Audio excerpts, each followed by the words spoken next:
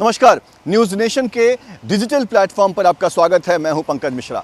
आज हम बात करेंगे बैठकों के गुरुवार की। जी हां, महाराष्ट्र की राजनीति में आज का दिन बैठकों का दिन बना हुआ है, यानी आज गुरुवार का दिन बैठकों का गुरुवार बना हुआ है।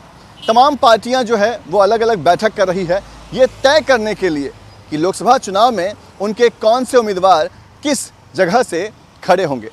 आपको बता दें कि लोकसभा चुनाव की भले ही घोषणा हो गई है, लेकिन महाराष्ट्र की कई पार्टियां अभी तक ये तय नहीं कर पा रही है कि उनका कौन सा उम्मीदवार किस सीट से चुनाव लड़ेगा।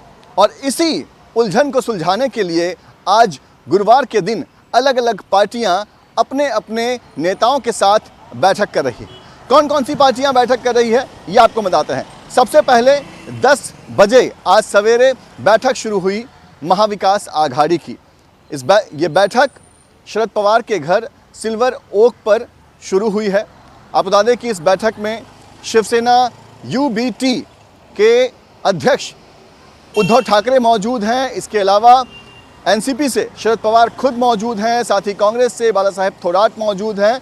और ये तीनों ही पार्टी के नेता ये तय करने में लगे हुए हैं कि लोकसभा चुनाव में उनका कौन सा उम्मीदवार कौन सी सीट से लड़ेगा, किस पार्टी को कितनी सीट दी जाएगी।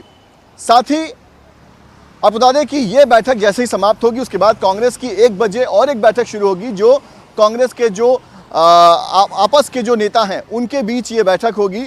जो तय होगा महाविकास आघाड़ी के बैठक में, उस पर चर्चा होगी। बाद में ये तय किया जाएगा कि कौन से उम्मीदवार को कौन सी जगह से लड़ाया जाए।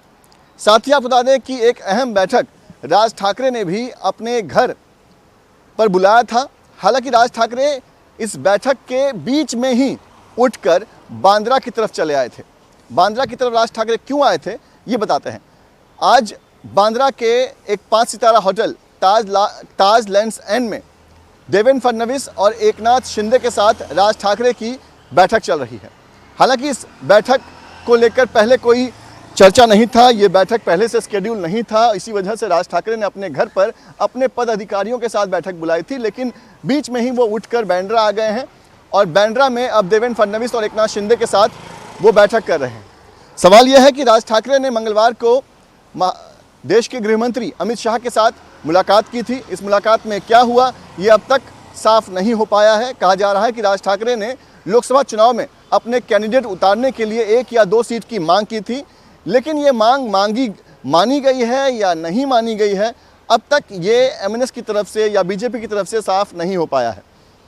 अगर राज ठाकरे को लोकसभा चुनाव लड़ने का मौका नहीं दिया जाता, उन्हें अगर लोकसभा चुनाव में एक भी कैंडिडेट उतारने के लिए एनडीए राजी नहीं होती है, तो फिर राज ठाकरे की इस लोकसभा चुनाव में क्या भूमिका होगी, आगे कौन से चुनाव में उनको क्या दिया जाएगा, क्या एनडीए की रणनीति होगी, ये अभी तक साफ नहीं हो पाया है। हालांकि ताजलैंड्स एंड में जो देवेंद्र फडणवीस और एकनाथ शिंदे के साथ जो राज ठाकरे की बैठक चल रही है वो काफ़ी अहम है। उम्मीद है कि इस बैठक के बाद ये साफ हो जाएगा कि राज ठाकरे को एनडीए में शामिल होने के बाद क्या कुछ दिया जा रहा है, उनकी क्या भूमिका होगी और लोकसभा चुनाव या आने वाले विधानसभा या बीएमसी चुनाव में उन्हें क्या जगह दी जाएगी।